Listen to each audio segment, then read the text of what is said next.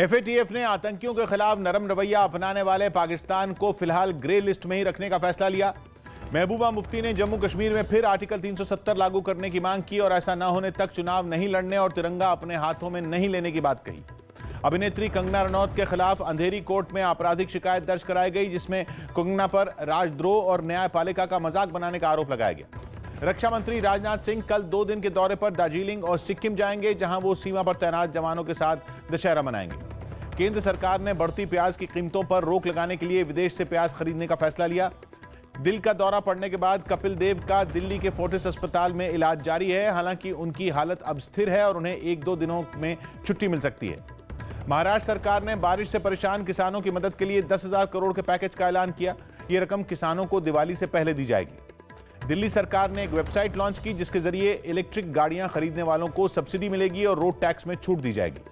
अमेरिकी चुनाव प्रचार के दौरान ट्रंप ने भारत में प्रदूषण का मुद्दा उठाया और इसके लिए सही कदम न उठाने का आरोप लगाया।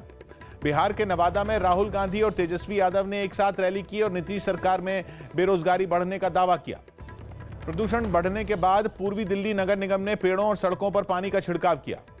संसद की समिति ने गूगल और पेटीएम को एक समन भेजा, जिसमें डेटा सुरक्षा मामले में 29 अक्टूबर को पेश होने का निर्देश दिया गया। रूस में बनी कोरोना वैक्सीन का भारत में 100 लोगों पर ट्रायल किया जाएगा। विदेश मंत्री एस जयशंकर ने संयुक्त राष्ट्र की 75वीं सालगिरह पर एक डाक टिकट जारी की।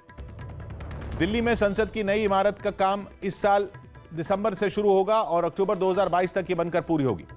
प्रधानमंत्री मोदी ने बिहार के सासाराम, गया और भागलपुर में जनसभा की और विपक्ष पर देश को बांटने का आरोप लगाया। यूपी के सीएम योगी आदित्यनाथ ने राज्य के सभी 1535 थानों में महिला हेल्प डेस्क का वर्चुअल उद्घाटन किया। 2 दिन पहले बीजेपी छोड़ने वाले एकनाथ खड़से मुंबई में एनसीपी में शामिल हो गए। दिल्ली के सीएम अरविंद केजरीवाल ने एलएनजेपी अस्पताल की नई इमारत का शिलान्यास किया, जिसमें 1500 बिस्तर होंगे। मुंबई में एक लोकल ट्रेन के एसी में लगी आग को किसी तरह बुझा लिया गया। यूपी के डीजीपी ने फिर सभी जिलों से 50 साल से ज्यादा उम्र वाले उन पुलिस वालों की सूची मांगी, जिन्हें काम सही न होने पर वक्त से पहले रिटायरमेंट दिए जाएगी। दिल्ली की राउज एवेन्यू कोर्ट ने अगुस्ता मामले में आरोपी कारोबारी राजीव सक्सेना को 3 दिसंबर तक अग्रिम जमानत दे दी। यूपी के सीएम योगी आदित्यनाथ ने नवरात्र में गोरखपुर मंदिर में पूजा की। मुंबई में एक मॉल में लगी आग पर किसी तरह काबू पाया गया। महाराष्ट्र के डिप्टी सीएम अजीत पवार की कोरोना रिपोर्ट नेगेटिव आई, लेकिन फिर भी वो एहतियात के तौर पर अभी घर पर ही क्वारंटीन रहेंगे। डेटा सुरक्षा मामले में फेसबुक की अधिकारी अंकिता दास संसद की समिति के सामने पेश हुई और दावा किया कि कंपनी अपने फायदे के लिए किसी डेटा का इस्तेमाल नहीं करती। उत्तराखंड के मंत्री हरक सिंह रावत ने 2022 में होने वाला विधानसभा चुनाव नहीं लड़ने का ऐलान किया। दिल्ली के सीएम अरविंद केजरीवाल कल सीलमपुर और शास्त्री पार्क के बीच बने एक फ्लाईओवर का उद्घाटन करेंगे। उत्तराखंड में अपने पैतृक जिले पौड़ी पहुंचे राष्ट्रीय सुरक्षा सलाहकार अजीत डोभाल ने वहां एक मंदिर में पूजा की। दिल्ली हाईकोर्ट ने केजरीवाल सरकार के उस फैसले पर रोक लगा दी, जिसमें दिल्ली यूनिवर्सिटी के 12 कॉलेजों को स्टूडेंट सोसाइटी फंड से बकाया वेतन देने का फैसला लिया गया था। पाकिस्तान ने जम्मू कश्मीर के पुंछ में गोलाबारी की, जिसका सुरक्षा बल ने करारा जवाब दिया। भारत ने एंटीशिप मिसाइल का सफल टेस्ट किया। इस मिसाइल ने समुद्र में मौजूद एक जहाज पर सही निशाना लगाया और उसे तहस नहस कर दिया। दिल्ली में हिंदूराव और कस्तूरबा अस्पताल के कुछ डॉक्टरों ने प्रदर्शन किया और उत्तरी दिल्ली नगर निगम पर वेतन नहीं देने का आरोप लगाया। दिल्ली बीजेपी अध्यक्ष आदेश गुप्ता ने पार्टी कार्यकर्ताओं को प्रदूषण के खिलाफ जागरूकता अभियान चलाने का निर्देश दिया। जम्मू कश्मीर के उपराज्यपाल मनोज सिन्हा ने वैष्णो देवी मंदिर में पूजा की।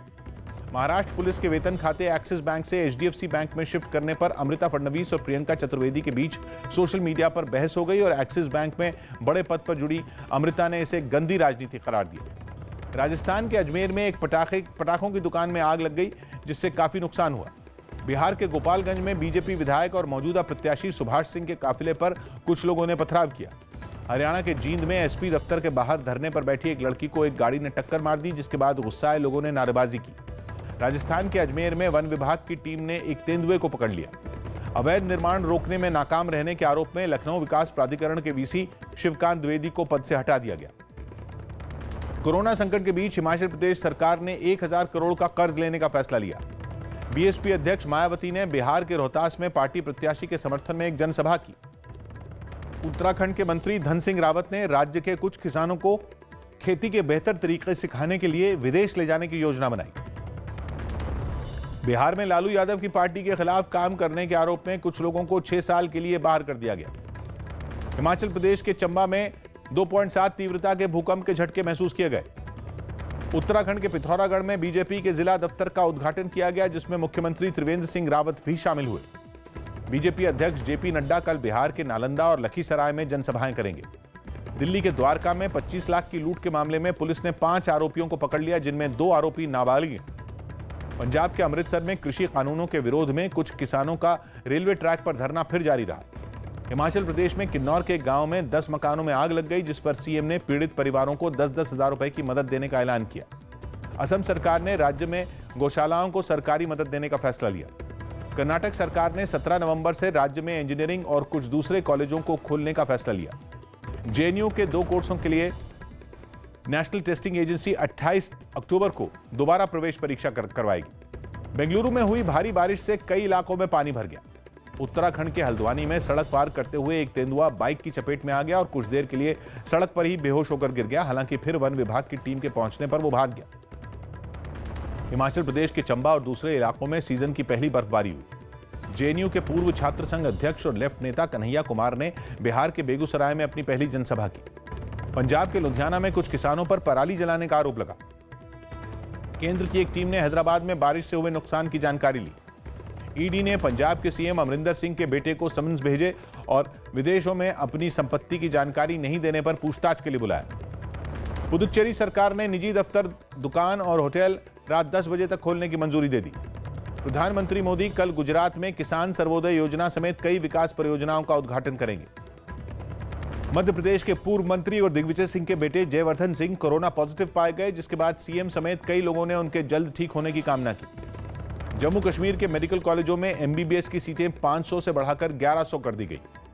अमेरिका में राष्ट्रपति चुनाव के लिए आखिरी बहस हुई, जिसमें ट्रंप ने दावा किया कि कोरोना की वैक्सीन तैयार हो चुकी है और कुछ हफ्तों में इसकी घोषणा कर दी जाएगी। पाकिस्तान में भ्रष्टाचार के एक पुराने मामले में नवाज शरीफ के खिलाफ नया केस दर्ज करने की मंजूरी दे दी गई। कोरोना संकट के बीच रोम समेत इटली के कुछ इलाकों में रात 11 बजे से सुबह 5 बजे तक कर्फ्यू लगा दिया गया।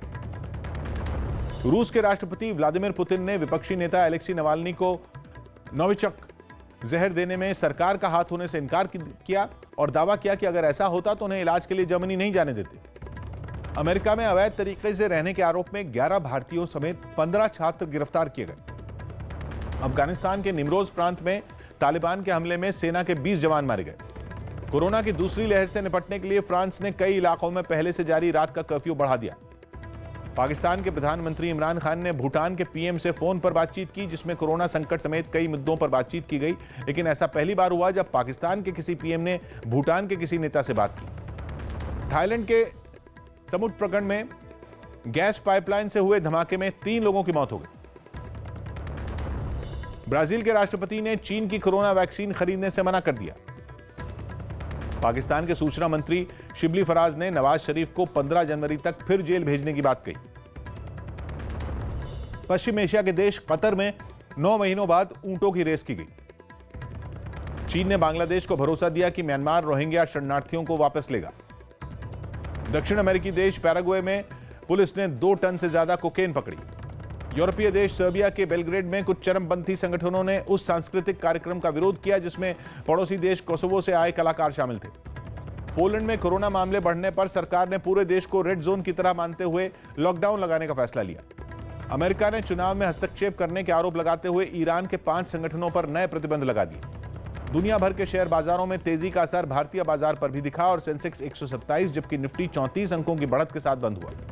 Aditya Birla fashion and retail में फ्लिपकार्ट 7.8% हिस्सेदारी खरीदेगी। स्पेन के टेनिस खिलाड़ी राफेल नडाल शनिवार को प्रोफेशनल गोल्फ टूर्नामेंट में हिस्सा लेंगे। खबर है कि पाकिस्तान क्रिकेट बोर्ड अजहर अली से टेस्ट टीम की कप्तानी छीन लेगा और उनकी जगह मोहम्मद रिजवान या फिर वनडे टीम के कप्तान बाबर आजम को यह जिम्मेदारी दी जा सकती है। जिम्बाब्वे के 2 क्रिकेटरों की कोरोना रिपोर्ट पॉजिटिव आई। आईपीएल में कल सनराइजर्स हैदराबाद ने राजस्थान रॉयल्स को 8 विकेट से हरा दिया, जिसके साथ ही सनराइजर्स हैदराबाद अब पॉइंट्स टेबल में 5वें नंबर पर पहुंच गई और अब भी उसके प्लेऑफ में खेलने की उम्मीदें बरकरार हैं। कोरोना संकट की वजह से हुए नुकसान के कारण इंग्लैंड क्रिकेट टीम अपने वेतन में 15% की कटौती करेगी। पहलवान बजरंग पुनिया कोरोना संकट के बीच वर्ल्ड चैंपियनशिप में ही हिस्सा लेंगे और उससे पहले पोलैंड और रूस में होने वाली चैंपियनशिप में भाग नहीं लेंगे। Asian nations online chess cup में भारतीय महिला और पुरुष टीम सेमीफाइनल्स में पहुंच गई। इंग्लैंड के बल्लेबाज जेसन रॉय ने टी20 बिग बैश लीग की टीम पर्थ स्कॉचर्स के साथ करार किया। चैंपियंस लीग के एक मैच में बायर्न म्यूनिख ने एटलेटिको मैड्रिड को 4-0 से हरा दिया। भारतीय मुक्केबाजों ने इटली के ओलंपिक सेंटर में अपनी ट्रेनिंग शुरू कर दी। कोरोना की चपेट में आए पैरा तीरंदाज अंकित को सोनीपत के अस्पताल से छुट्टी मिल गई, हालांकि अभी वो घर में क्वारंटीन रही। बॉबी देओल की वेब सीरीज आश्रम के दूसरे सीजन का टीजर जारी कर दिया गया। प्रभास ने अपने 41वें जन्मदिन पर फिल्म राधे श्याम का मोशन पोस्टर जारी किया। खबर है कि कार्तिक आर्यन ने फिल्म नीरजा के निर्देशक राम माधवानी के साथ एक थ्रिलर फिल्म साइन कर ली और कृति सेनन, राजकुमार राव और पूरी टीम के साथ अपनी आने वाली फिल्म की शूटिंग के लिए चंडीगढ़ पहुंच गए।